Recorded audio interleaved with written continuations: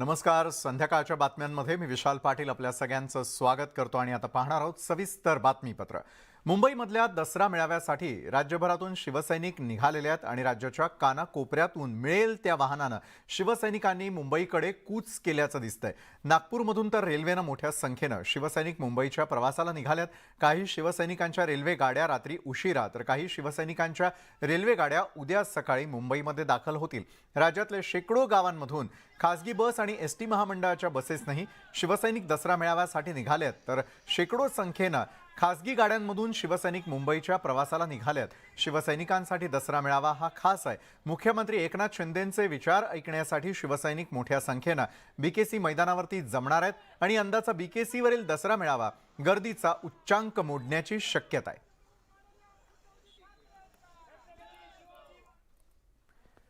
राज्याचे कृषी मंत्री अब्दुल सत्तार यांच्याकडून बीकेसीमध्ये होणाऱ्या दसरा मेळाव्यासाठी औरंगाबादच्या सिल्लोडमधून बसेस सोडण्यात आलेल्या आहेत आणि जवळपास 25,000 शिवसैनिक आणि 1,000 बसेस मुंबईकडे रवाना झालेल्या आहेत.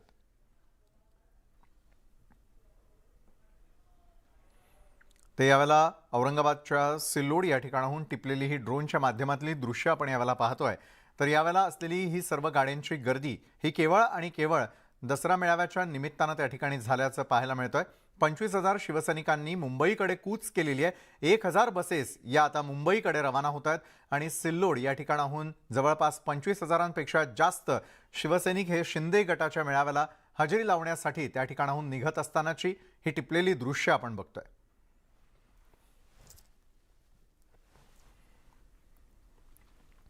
तर जालन्यातूनही शिंदे समर्थक शिवसैनिक मुंबईच्या दिशेनं रवाना झालेले आहेत. जालन्यामधून हजारोंच्या संख्येनं शिवसैनिकांचा फौजफाटा जो आहे तो उद्या होणाऱ्या दसरा मेळाव्यासाठी रवाना झाल्याचा आपण यावेळेला बघतोय. त्यावेळेला दोन्ही दृश्य आहेत. एक आहेत ती म्हणजे सिल्लोड या ठिकाणची, दुसरी आहेत जालना या ठिकाणाहून. कारण थेटपणे जालन्याहून देखील मोठ्या संख्येनं गाड्या रवाना होताना दिसत आहेत. एरवी रस्त्यावरचं चित्र हे वेगळं असतं, मात्र यावेळेला निमित्त ठरलेलं आहे ते ट्रॅफिक जॅमचं नसून दुसरीकडे जो दसरा मेळावा यंदा मुंबईमध्ये पार पडणार आहे त्या दिशेनं निघालेले हे सर्व शिवसैनिक आपण यावेळेला पाहतोय. तर जालन्यातूनही जय्यत तयारी करण्यात आली होती शिवसैनिकांना मुंबईच्या दिशेनं धाडण्यासाठी. तर दुसरीकडे औरंगाबाद सिल्लोड या ठिकाणची देखील दृश्य आपण यावेळेला पाहतोय. स्वतः अर्जुन खोतकर यावेळेला आपल्यासोबत जोडले गेलेले आहेत. अर्जुनजी, जालना असू दे, सिल्लोड असू दे, दोन्ही ठिकाणची दृश्य खरं तर आम्ही यावेळेला प्रेक्षकांना दाखवतोय. यंदाचा दसरा मेळावा खरं तर प्रतिष्ठेचा झालेला आपल्याला पाहायला मिळतोय. किती मोठ्या संख्येनं शिवसैनिकांची हजेरी असणार आहे मुंबईत? आता आम्ही जालन्याहून जवळपास 1,000 फोर व्हीलर घेऊन निघालेलो आहेत. बरं. आणि आमचं टार्गेट होतं 30,000, पण तो एवढे नाही होणार. 20,000 आमचे जालन्याहून लोक येतील. बरं बरं जालन्याकरांचा देखील तेवढाच प्रतिसाद दिसतोय. मात्र या तयारीसाठी लागलेला वेळ आणि उद्या मिळणारा प्रतिसाद कशा प्रकारचा असेल अर्जुन खोतकरजी? कारण यापूर्वी अब्दुल सत्तारांनी देखील ज्यावेळेला सिल्लोड या ठिकाणून मोठ्या प्रमाणात गाड्या पाठवल्या त्यांचाही अंदाज आहे 25,000 ते 30,000 शिवसैनिक हे दसरा मेळाव्यासाठी हजर असतील. अर्जुनजी, आपल्यासोबत येणाऱ्या शिवसैनिकांची एकूण संख्या, त्यांची राहण्याची सोय या संदर्भातलं नियोजन आपण कसं केलेलं आहे अर्जुनजी? आम्ही गाड्याची व्यवस्था केलेली आहे सर्व लोकांची, कार्यकर्त्यांनी, सर्वांची. आणि तिथं मी अंधेरी स्पोर्ट्स कॉम्प्लेक्स बुक केलेला आहे. बरं. 5,000 लोकांची तिथं राहायची व्यवस्था, जेवणाची व्यवस्था आहे. आणि तिथं 5,000 लोक झोपू शकतील एवढ्या प्रकारची रात्रीची व्यवस्था आम्ही करून ठेवलेली आहे. मला असं वाटतं की आमचे कार्यकर्ते जमिनीवर झोपणार आहेत, ते 5 10 झाले तरी एका ठिकाणी झोपतील. बरं, पण जालन्याहून तुम्ही सुरुवात केलेली आहे, तिथून निघायला मुंबईमध्ये दाखल होण्यासाठी कितीसा वेळ आपल्याला लागणार आहे? आणि त्याचबरोबर जे शिवसैनिक तुम्हाला यावेळेला ऐकतायत शिंदे गटाचे, त्यांना काय आवाहन कराल की कायदा सुव्यवस्था असेल, गर्दी मोठ्या प्रमाणावरती होणार आहे, तर एकंदरीतच डिसिप्लिनच्या बाबतीमध्ये आज काही आवाहन करणार आहात का न्यूज 18 लोकमतच्या माध्यमातून? अर्जुन खोतकरजी, माझी खरं तर विनंती आहे की सर्व कार्यकर्त्यांनी अत्यंत शिस्तबद्ध पद्धतीने यावं. गाड्या घेऊन आपण या ठिकाणी जातो, तर सेफ्टी ही खूप महत्वाची आहे आणि ती सेफ्टी आपण या ठिकाणी बाळगली पाहिजे. आणि कुठेही शांततेला गालबोट लागू नये अशा प्रकारचं वर्तन सैनिकाचं असलं पाहिजे, अशी माझी सर्वांना विनंती. बरोबर आहे. दसरा मेळाव्याला हजेरी लावणं आपल्यासाठी जरी नवीन नसलं तरी देखील यंदा जे विचार ऐकण्यासाठी कान आसुसलेले आहेत शिवसैनिकांचे, कुठल्या मुद्द्यांचा उद्या समावेश असू शकतोय असं वाटतंय अर्जुन खोतकर?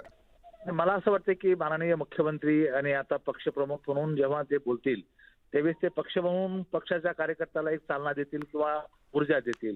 आणि मुख्यमंत्री म्हणून जेव्हा ज्या भूमिकेत बोलतील त्यावेळेस निश्चितपणे राज्यातल्या शेतकरी, शेतमजूर, विद्यार्थी, बेरोजगार या सर्व घटकाला त्यांच्याकडून न्याय मिळावा अशी माझी अपेक्षा आहे. आणि मला असं वाटतं की हे विकासात्मक नेतृत्व आहे आणि डॅशिंग आहे.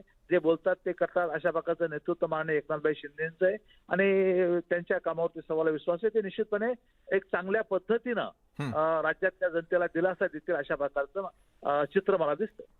धन्यवाद. न्यूज 18 लोकमत बरोबर आपण बोललात त्यासाठी. शिंदे समर्थक नेते अर्जुन खोतकर यावेळेला आपल्यासोबत जोडले गेलेले होते. जालन्यामधून त्यांच्या सोबत निघालेल्या गाड्यांचा ताफा आपण दृश्यांच्या माध्यमातून पाहतोय.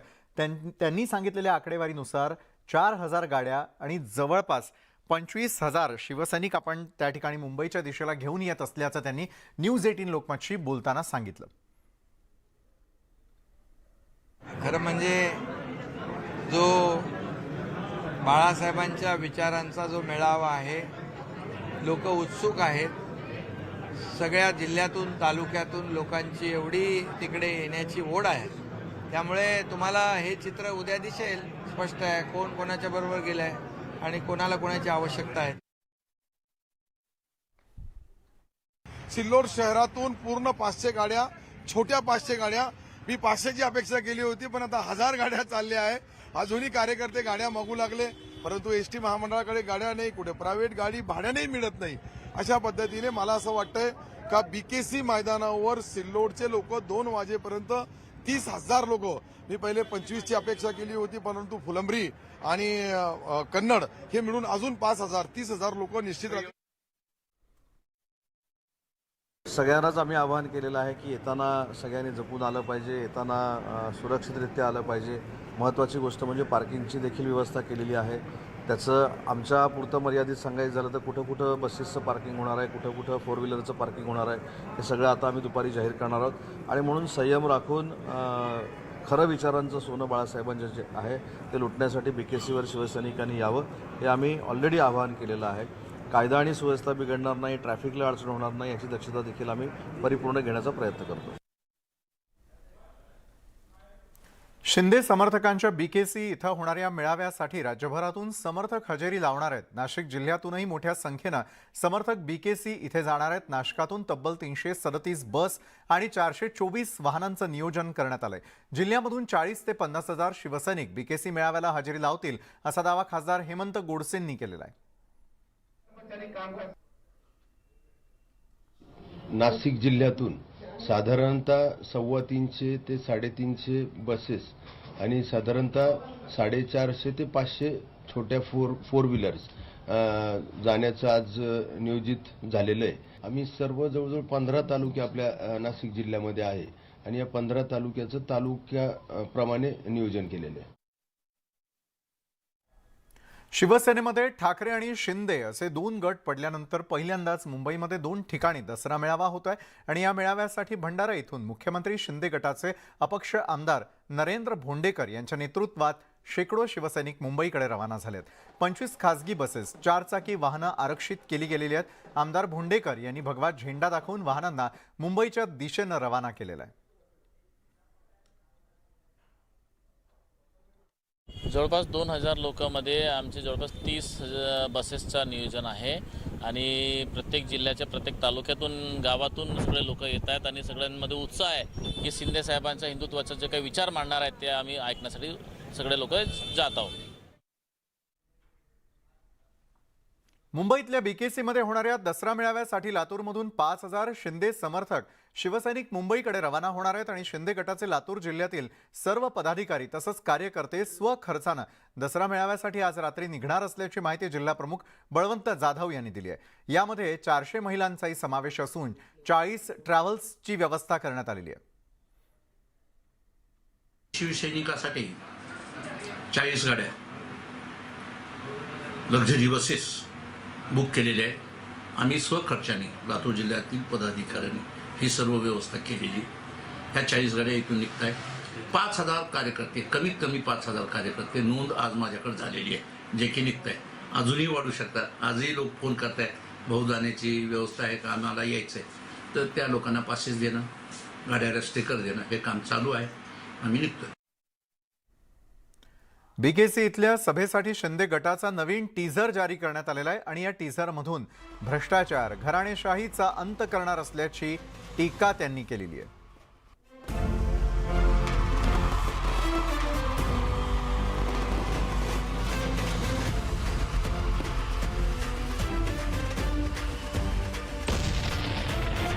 हिंदवी तो पुन्हा धडाडणार.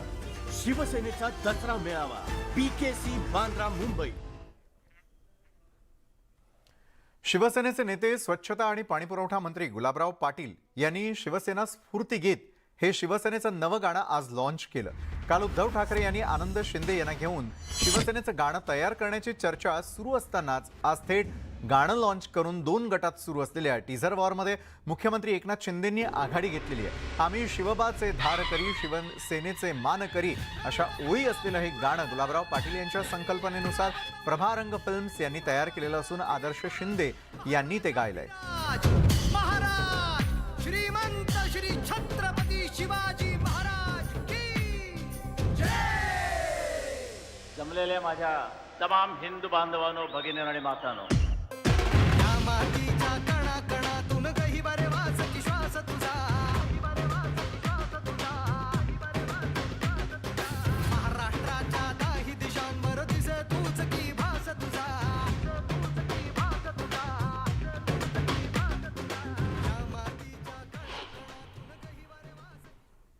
एकनाथ शिंदेंसोबत गेलेल्या समर्थकांवरती आता उद्धव ठाकरेंकडून जोरदार टीका केली जाते आणि अशातच आता केंद्रीय राज्यमंत्री रामदास आठवले यांनी त्यांच्या खास शैलीतून उद्धव ठाकरेंना जोरदार टोला लगावलाय. तसंच शिंदे गटातील आमदार हे गद्दार नाही आहेत, ते गद्दार असते तर त्याच्या पाठीमागं एवढ्या मोठ्या प्रमाणावरती जनता नसती, असंही केंद्रीय मंत्री रामदास आठवले यावेळी म्हणाले.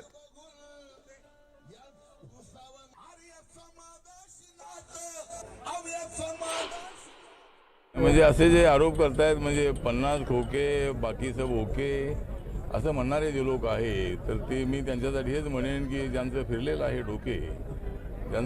आहे डोके तेच म्हणतायत 50 खोके बाकी सब ओके. तर अशा पद्धतीनं त्यांचं डोक्यावर परिणाम झालेला आहे आणि त्यांचं फिरलेलं आहे डोके, असंच माझं मत आहे. गद्दारीचा आरोप त्यांचा आहे, पण ती गद्दारी नाही, कारण त्यांच्या बाजूला मोठ्या प्रमाणामध्ये जो कार्यकर्त्यांचा सण जो आहे, आमदार तर आणि खासदार त्यांच्यासोबत गेलेलेच आहेत, पण जनतासुद्धा मोठ्या संख्येनं त्यांच्या बाजूला वळती आहे. कालच वरळीमधले हजारो लोक त्यांच्या ग्रुपमध्ये गेलेले आहेत आणि त्यांच्या ज्या सभा झाल्या, जळगावमध्ये सभा झाली, पैठणमध्ये सभा झाली, औरंगाबादला या सभासुद्धा अत्यंत मोठ्या सभा होत्या आणि त्यामुळं मला असं वाटतं की एकनाथ शिंदे यांची बाजू अत्यंत गंभीर आहे आणि जनतासुद्धा शिवसेनेची त्यांच्यासोबत मोठ्या संख्येनं आहे.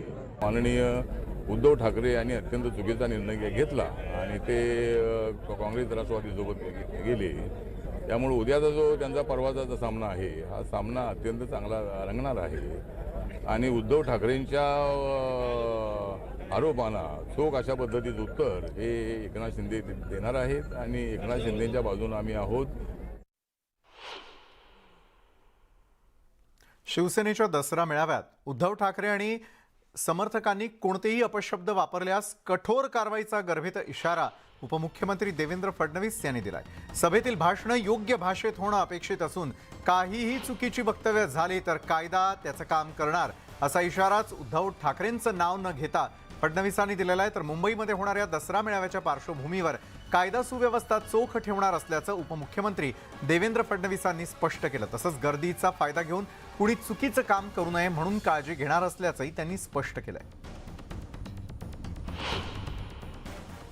कायद्याच्या पलीकडे जाऊन कोणी बोललं तर कायदा आपलं काम करेल, पण माझी अपेक्षा आहे, शेवटी राजकारणामध्ये एकमेकावर टीका टिप्पणी करत असतो आपण, आपला पॉईंट ऑफ व्ह्यू मांडायचा असतो, चांगल्या भाषेत मांडावा, कधी कधी खुसखुशीत भाषेत देखील तो मांडावा, कधी व्यंगात्मक देखील मांडावा, कधी अतिशयोक्ती अलंकार देखील करावा, पण कायद्याच्या चौकटीत बसून करावा. दोन्ही मेळावे जे आहेत ते शांततेत पार पडले पाहिजे याकरता सर्व बंदोबस्त ठेवला जाईल आणि मला असं वाटतं की कार्यकर्ते देखील दोन्हीकडचे हाच प्रयत्न करतील. सध्याच्या परिस्थितीमध्ये काही असे एलिमेंट्स आहेत की जे या महाराष्ट्राला अस्थिर करू इच्छितात, त्या एलिमेंट्सनी या ठिकाणी कुठलीही गडबड करू नये किंवा या गर्दीचा फायदा घेऊ नये, याकडे आमचं विशेष लक्ष असेल.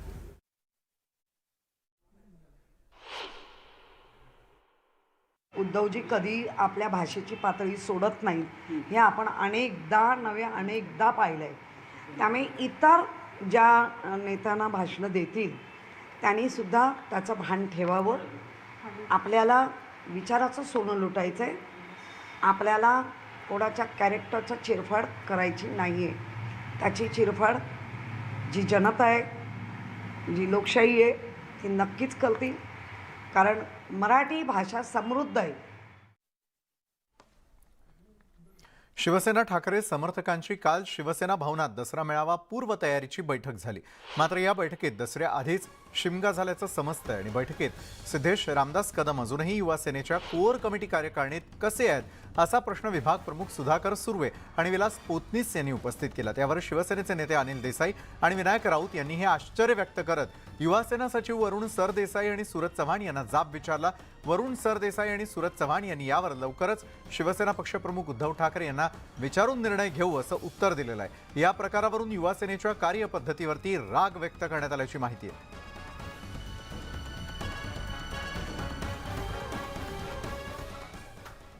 उद्या होत असलेल्या दसरा मेळाव्यावरून आता मनसेनंही उद्धव ठाकरेंवर जोरदार प्रहार केलेला आहे. उद्धवजी, तुम्हाला हिंदू बांधवांनो आणि भगिनींनो हे म्हणण्याचा आणि माननीय बाळासाहेबांचा वैचारिक वारसा सांगण्याचा अधिकारच उरला नाही, अशा कठोर शब्दात टीका करत मनसे प्रवक्ते योगेश खैरे यांनी उद्धव ठाकरेंना काही सवाल विचारलेत. तर यावेळेला आता दसरा मेळावा जो पार पडतोय त्यामध्ये शिंदे गट आणि उद्धव गटही पाहायला मिळतो. तर मनसेचे उद्धव ठाकरेंनी तिखट सवाल उपस्थित केलेले आहेत. मुख्यमंत्री पदासाठी काँग्रेस, राष्ट्रवादी या बाळासाहेबांच्या हिंदुत्व विरोधी विचार असणाऱ्या पक्षांशी युती का केली असा पहिला आणि तिखट सवाल केला. PFI सारखी संघटना पाकिस्तान जिंदाबाद घोषणा देत असताना आपण काहीही न बोलता शांत का बसलात? MIM, सपासारख्या पक्षांसोबत 2-4 मतांसाठी हातमिळवणी का केली? सत्तेत असतानाही औरंगजेबाच्या कबरीचं उदात्तीकरण का रोखलं नाही? मशिदींवरील भोंगे उतरले पाहिजे बाळासाहेबांचा विचार असताना त्यासाठी केलेल्या आंदोलनात महाराष्ट्र सैनिकांवर गुन्हे का दाखल केले? बाळासाहेबांचा जनाबाचा उल्लेख करून त्यांच्या हिंदुत्ववादी प्रतिमेला डाग का लावलात? अजान स्पर्धा आयोजित करून कुठल्या हिंदुत्वाची उभारणी केली? तसे एक नव्हे तर अनेक प्रश्न त्यांनी उपस्थित केले. उद्धवजी ठाकरेंच्या शिवसेनेचा उद्या शिवतीर्थावरती दसरा मेळावा होतोय. या मेळाव्याची सुरुवात ते नेहमीप्रमाणे इथे जमलेल्या तमाम हिंदू बांधवांनो, भगिनींनो अशा प्रकारे करतील. शिवतीर्थावरून हिंदू बांधवांनो आणि भगिनींनो म्हणण्याचा आणि माननीय बाळासाहेबांचा वैचारिक वारसा सांगण्याचा तुम्हाला नैतिक अधिकारच उरलेला नाही. राज्यामधील गोरगरीब जनतेची यंदाची दिवाळी गोड होणार आहे. शिंदे फडणवीस सरकार यासंबंधी महत्त्वपूर्ण निर्णय घेतलेला आहे. दारिद्र्य रेषेखालील सुमारे 1.5 कोटी कुटुंबांना नाममात्र दरामध्ये रवा, चणा डाळ, साखर आणि पाम तेल आदी वस्तू देण्यात येणार आहेत आणि मंत्रिमंडळ बैठकीत यावर शिक्कामोर्तब करण्यात आलं. फक्त 100 रुपयांमध्ये दिवाळीचं रेशन मिळणार आहे. दारिद्र्य रेषेखालील तब्बल 1,62,42,000 शिधापत्रिका धारकांना अल्प दरामध्ये दिवाळी फराळासाठी आवश्यक साहित्य दिलं जाणार आहे. तर यामध्ये एक मंत्रिमंडल बैठक में सरकार ने निर्णय लिया है कि 100 रुपये में शक्कर, रवा, तेल, चना दाल जो दिवाली के लिए आवश्यक चीज़ें हैं वो देने का निर्णय केवल 100 रुपये में लिया है. ये बहुत बड़ा दिलासा हमारे सभी जनता को है. 7 करोड़ लोग मतलब 1,70,00,000 परिवार जो है उनको इसका फायदा होगा. अन्न व नागरी पुरवठा विभागाच्या माध्यमातून दिवाळीच्या निमित्ताने 1,62,00,000 कार्ड धारकांना म्हणजे 7 कोटी लोकांना आम्ही दिवाळीचं एक पॅकेज देणार आहे, ज्याच्यामध्ये 4 वस्तू आहेत. या 4 वस्तू रवा आहे, चना डाळ आहे, तेल आहे आणि त्याच्यासोबत या ठिकाणी साखर आहे. अशा 4 गोष्टी या देण्याचा निर्णय करण्यात आलेला आहे. केवळ 100 रुपयामध्ये या 4ही गोष्टी पॅक करून आम्ही त्या ठिकाणी देणार आहोत. केंद्रीय निवडणूक आयोगानं शिवसेनेला आपलं म्हणणं मांडण्यासाठी 7 ऑक्टोबरपर्यंतचा वेळ दिलाय. 23 सप्टेंबरला ठाकरे समर्थकांनी आपलं म्हणणं मांडण्यासाठी निवडणूक आयोगाकडे वेळ वाढवून मागितली होती. 27 सप्टेंबरला सर्वोच्च न्यायालयानं निवडणूक आयोगाला शिवसेनेचं निवडणूक चिन्ह कुणाला द्यायचं यावर सुनावणी घेण्याची परवानगी दिली होती आणि त्यामुळे आता धनुष्यबाणाबाबत ठाकरे समर्थक कोणती कागदपत्र सोपवणार हे पाहावं लागेल. त्याचबरोबर 7 ऑक्टोबरला निवडणूक आयोग काय भूमिका घेणार याकडेही सर्वांच्या नजरा लागल्या. दरम्यान अंधेरी विधानसभा पोटनिवडणूक जाहीर झाली आहे. पोटनिवडणुकीच्या पूर्वी निवडणूक आयोग निर्णय घेणार असल्याची सूत्रांची माहिती आहे.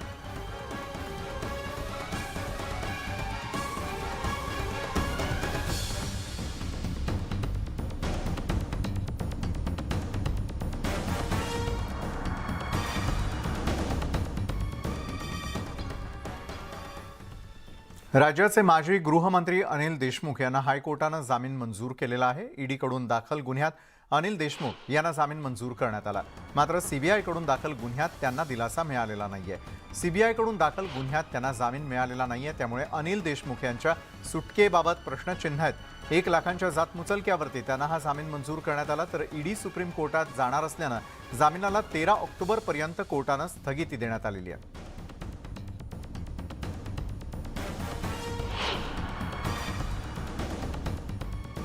कुठलाही सबळ कागदोपत्री पुरावा नाही, परिस्थितीजन्य पुरावा नाही आणि अनिल देशमुख हे 73 वर्षाचे आहेत. त्यांना इतर आजार आहेत आणि त्यामुळे पीएमएलए कायद्याअंतर्गत त्यांना जे डांबून ठेवण्यात येत आहे ते सकृत दर्शनी बेकायदेशीर आहे, कायद्याला धरून नाहीये अशा स्वरूपाचा युक्तिवाद आम्ही मांडला. माननीय उच्च न्यायालयाने आमचा युक्तिवाद ग्राह्य धरून महाराष्ट्राचे माजी गृहमंत्री श्री अनिल देशमुख यांचा जामिनाचा अर्ज मंजूर केलेला आहे. अनिल देशमुख यांचं काय झालंय? ठीक आहे, तो ती न्यायालयीन प्रक्रिया आहे. ते न्यायालयाची बाजू ही आहे. त्यामुळे मला वाटतं त्याच्यावर भाष्य करण्याची आवश्यकता नाही. मला मनापासून खूप आनंद झाला की त्यांना आज जामीन मिळाला. आता बाकीच्यांनाही लवकर मिळेल असा आमचा प्रयत्न राहील.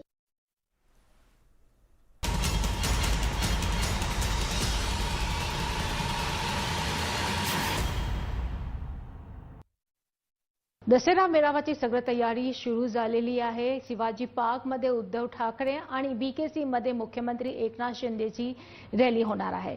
या संदर्भात आपण बोलूया केंद्रीय मंत्री नारायण राणेजी सोबत. राणेजी, तुम्ही जाणार?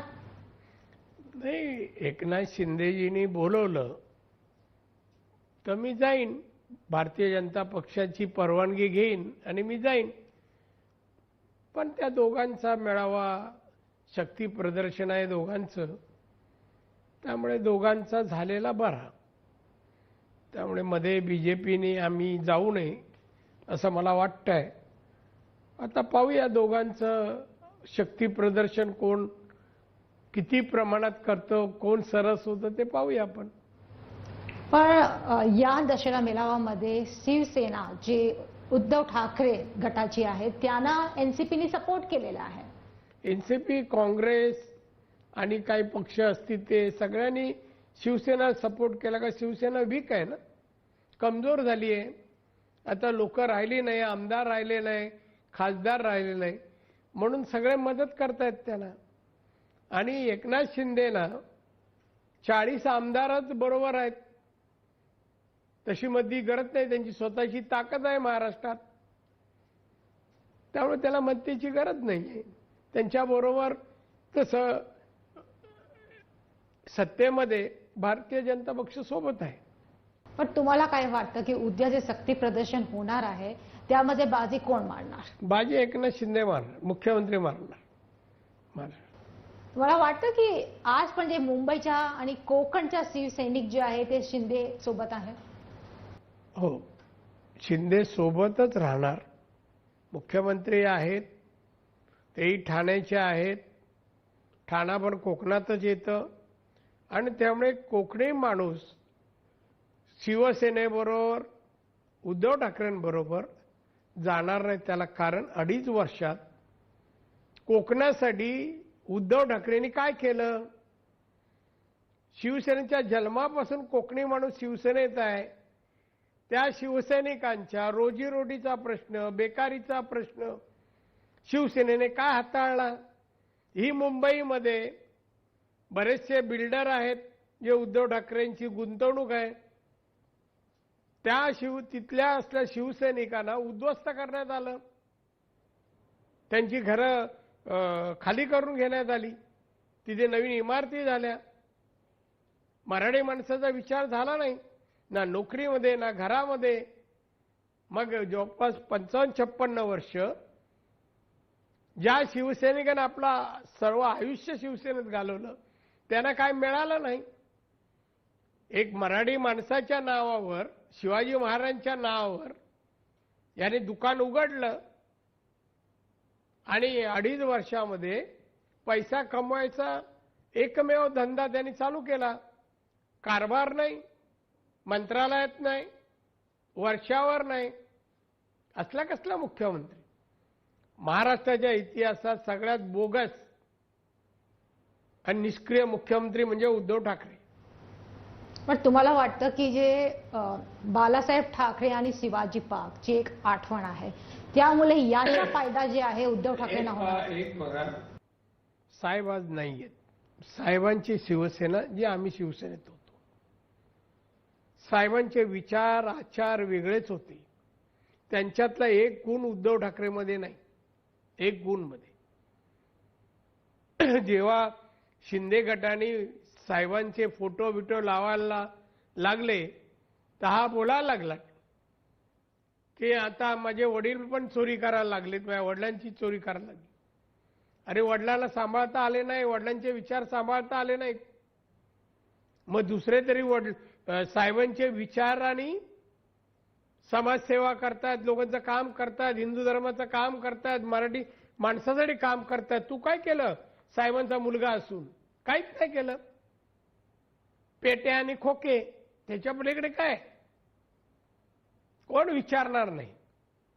4 दिवस आता हे नवीन आहे माजी मुख्यमंत्री आणि 1-2 वर्ष शिवसेना नामशेष होईल महाराष्ट्रातून. तुम्हाला वाटतं की शिवसेना खतम होणार, संपणार? नामशेष जाणार नाही आणि मग शरद पवार पण विचारणार नाहीत. पण शिवसेना तुटली नाही आहे मुंबईमध्ये अजून पण. नाही तुटली नाही, मग बाजलेली कुठे दिसते? कोण आहेत? किती आमदार आहेत? आहेत कुठे? आता ताकद कळेल कोणाची किती येतात ते. उद्याच आहे ना मेळावा, 5 तारीख. बघूया, आपण पाहूया. दशरा मेळावा जे आहे हे परंपरा बाळासाहेबांनी सुरू केली होती. बरोबर आहे. आणि बरेच वर्ष त्यांनी शिवाजी पार्क मध्ये रॅली केली. बरोबर. ते एक दिशा निर्देश त्या मैदानातून देत होते. तर तुमची काय अशी आठवण शिवाजी पार्क मैदान आणि बाळासाहेबांची? दसरा मेळावा शिवसेनेचा, आम्ही लहानपणापासून या मेळाव्याला यायचो चेंबूरवरून. तेव्हा आम्ही एक लॉरी करायचो आणि लॉरीतून यायचो. आम्ही जेव्हा यायचो तेव्हा जवळपास 6:30-7 वाजायचे. टिळक ब्रिजवरून वगैरे आलो, आमची गाडी काय 7 वाजायचे. तेव्हा दत्ताई साळवींचं भाषण आम्हाला कानावर पडायचं. दत्ताई साळवी पहिले वक्ते असायचे, साळवी. आणि त्यानंतर आम्ही चालत पुढे पुढे जेवढं शक्य तेवढं मैदानात यायचो आणि बसायचो. तो एक सण समजायचो.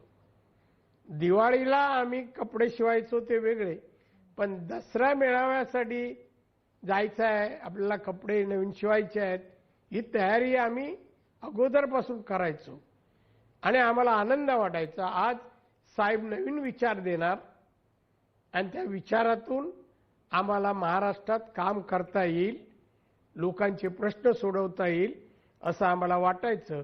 साहेब म्हणायचे, मी विचाराचं सोनं वाटतो.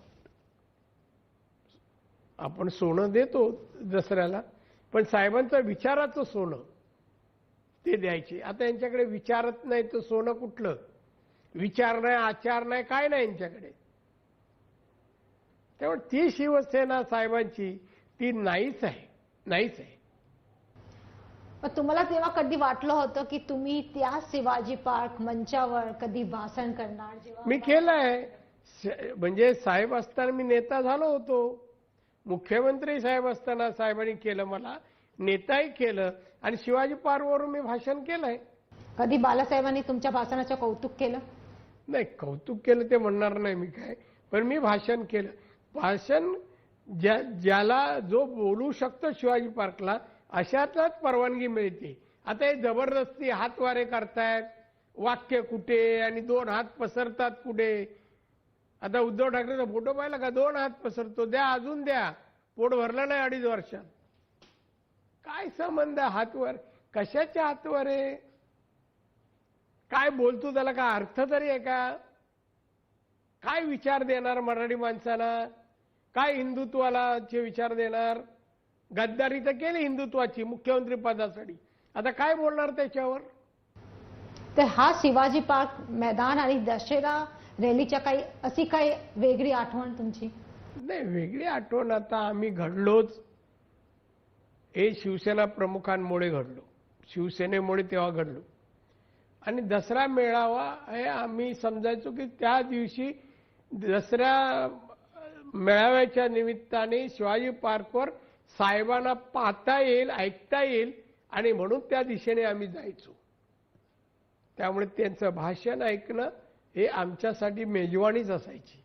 मेजवानी साहेबांची एक आवेशपूर्ण असं भाषण. हिंदू बांधवांना बोलले का अंगात रक्त सळसळायचं ते साहेब. आणि आता कशाला यांची नावं घेता? यांना नाव घ्यायची यांची पात्रता नाही. मी तर काल परवा बोललो, साहेबांच्या नकाची पण सर या उद्धव ठाकरेला नाही. आणि दुसरं तर पिल्लूच आहे, ते कुठे जातं, लुडबुड करतं, काय बोलतं त्यालाच माहित नाहीये. तुमच्यासाठी शिवाजी पार्कचं महत्व काय आहे? महत्व काय नाही, जे काय शिवाजी पार्कने मला म्हणाल वैयक्तिक मला फार काय दिलंय. साहेबांचे जे विचार मी आत्मसात केले ते शिवाजी पार्क दिलेले अनेक वेळचे, अनेक वर्षानुवर्ष दसऱ्याच्या दिवशी साहेब जे बोलायचे ते आमच्यासाठी खाद्य होतं, मेजवानी होते. आणि ते विचार आत्मसात केल्यामुळेच आज इथपर्यंत येऊ शकलो. हे साहेबांच्या विचारामुळे, साहेबांच्या अशा अविचारी माणसांच्या विचाराने नाही. 95 मध्ये जेव्हा शिवसेना बीजेपीची सरकार आली तेव्हा शपथविधी पण शिवाजी पार्क मध्ये झाला होता. हो झालं. तेव्हाची काय आठवण? आठवण काय, शपथविधी त्या दिवशी मुख्यमंत्र्यांची शपथ झाली, बाकीच्या मंत्र्यांची नंतर झाली, आमच्या लोकांची. त्यामुळे तिथे फक्त मनोहर जोशींची शपथविधी झाली. तेव्हा वाटलं होतं की तुम्ही मुख्यमंत्री बनणार? नाही, तेव्हा नाही वाटलं. मी होईपर्यंत मला वाटलं नव्हतं मी कधी मुख्यमंत्री होणार. पण साहेब सांगायचे की तुला मी मुख्यमंत्री बनवणार. मला वाटलं होतं की साहेब बोलले म्हणजे आपण कधी ना कधी बनणार. का साहेब शब्द द्यायचे, पुरा करायचे. आणि तेव्हा उद्धव ठाकरे असताना मला मुख्यमंत्री बनवलं. म्हणजे साहेबांना माहिती होती की त्याची लायकी नाही आहे, तो बनू शकत नाही. तुम्हाला फोन कोणी केलं की तुमचं नाव आहे आता मुख्यमंत्री तुम्हाला द्यायचे, तुम्हाला शपथविधी नाही, साहेबच बोलले. साहेबच बोलले तुला मुख्यमंत्री करतोय, तुझं नाव जाहीर करतोय. मला ठीक आहे साहेब. आणि साहेबांनी स्वतः येऊन शिवसेना भवनमध्ये आमदारांच्या समोर मनोहर जोशींनी राजीनामा द्यायला सांगितलं आणि माझं नाव जाहीर केलं. आणि हा काही दुपारची वेळ होती, 3-4ची. हा, पण आता तुम्ही कधी जाणार शिवाजी पार्कला? नाही, मला कधी मिटिंग असली भारतीय जनता पक्षाची तर जाणार. भाजपची मिटिंग केव्हाही असली तर मी जाणार आणि मला आनंद वाटेल शिवाजी पार्कवर बोलायला आणि ऐकायला. आता कधी तुम्ही शिवाजी पार्क पासून जात असतात वाहनामध्ये तेव्हा आठवण येते? नेहमीच आठवण येते ना. ऐतिहासिक मैदान आहे ते, ऐतिहासिक शिवसेनेसाठी तर ऐतिहासिक मैदान आहे. आणि आता तर साहेबांचं स्मारक झालंय तिथे, स्मारक झालं. आम्ही जाता येता आम्ही नेहमीच नतमस्तक होतो त्यांच्या त्या स्मारकाकडे पाहून. असं दुःख वाटते की ज्या शिवसेनासाठी तुम्ही इतका संघर्ष केला, पार्टी जी आहे ते सत्तामध्ये आली 95 मध्ये आणि आताची जी अवस्था आहे याच्यावर कधी दुःख वाटतं? वाईट वाटतं. खरं आहे म्हणता तुम्ही ते. वाईट वाटतं की शिवसेनेची अवस्था अशी व्हायला नको होती.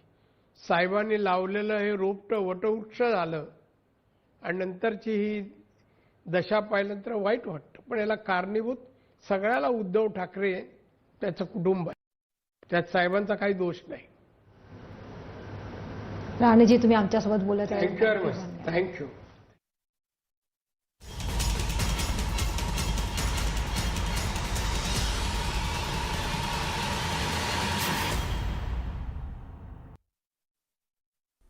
ब्रेकनंतर आपण पाहत आहे संध्याकाळच्या बातम्या. जम्मू आणि काश्मीरचे कारागृह महासंचालक एच.के. लोहिया यांचा संशयास्पद परिस्थितीत मृतदेह आढळून आला.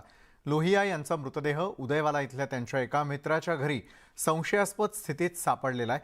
प्राथमिक तपासानुसार लोहिया यांचा गळा हा धारधार शस्त्रानं चिरण्यात आला असून मृतदेह जाळण्याचाही प्रयत्न करण्यात आल्याचं समजतंय. लोहिया यांच्या मित्राच्या घरी घरकाम करणाऱ्या फरार नोकराचा सध्या शोध सुरू आहे. घटनास्थळी फॉरेन्सिक आणि गुन्हे पथक दाखल झालेलं असून अधिक तपास सुरू आहे. लोहिया यांनी याच वर्षी 3 ऑगस्टला कारागृह विभागाचे महासंचालक म्हणून पदभार स्वीकारला होता. गाझियाबादमधील हिंडन तळाबाहेर प्रथमच चंडीगडमध्ये वायुसेना दिन साजरा करण्यात येणार आहे आणि त्यासाठी चंदीगडमध्ये जय्यत तयारी सुरू आहे. सुखना तलाव परिसरामध्ये 8 ऑक्टोबर रोजी मुख्य कार्यक्रम होणार असून तत्पूर्वी तिथे रंगीत तालमीला सुरुवात झाली आहे. या वायुसेना दिन सोहळ्यामध्ये advance fighter, transport aircraft, Sarang helicopter आणि सूर्यकिरण एरोबेटिक्स टीम सहभागी होणार आहे. हिंडन तळावरती दरवर्षी वायुसेना दिन साजरा केला जातो, परंतु पंतप्रधान नरेंद्र मोदींनी इतर शहरांमध्येही त्याचं आयोजन करण्याच्या सूचना केलेल्या आहेत आणि त्यासाठी चंदीगडची निवड करण्यात आलेली आहे. कार्यक्रमामध्ये सुमारे 100 विमानं पराक्रम दाखवतील आणि त्यात फायटर, चिनूक हेलिकॉप्टरसह सर्व प्रकारच्या विमानांचा समावेश असेल.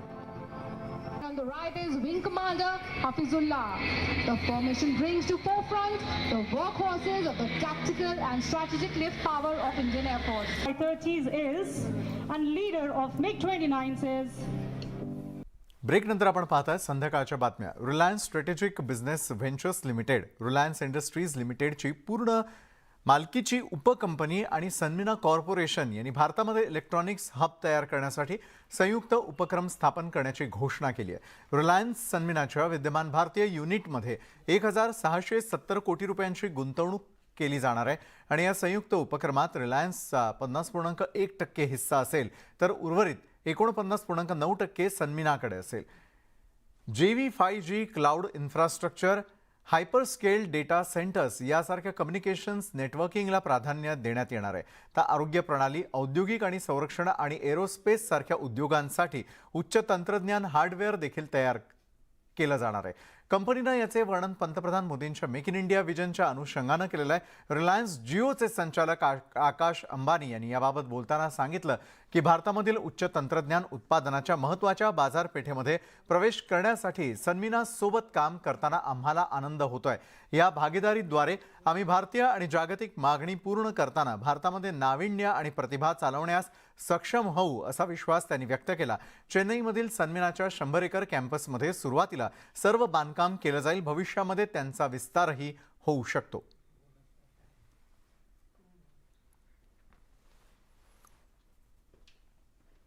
तर या होत्या आतापर्यंतच्या अतिशय महत्त्वाच्या बातम्या. तर या बातमीपत्रामध्ये वेळ झाली इथं थांबण्याची. ताज्या घडामोडींसाठी पाहायला विसरू नका न्यूज 18 लोकमत.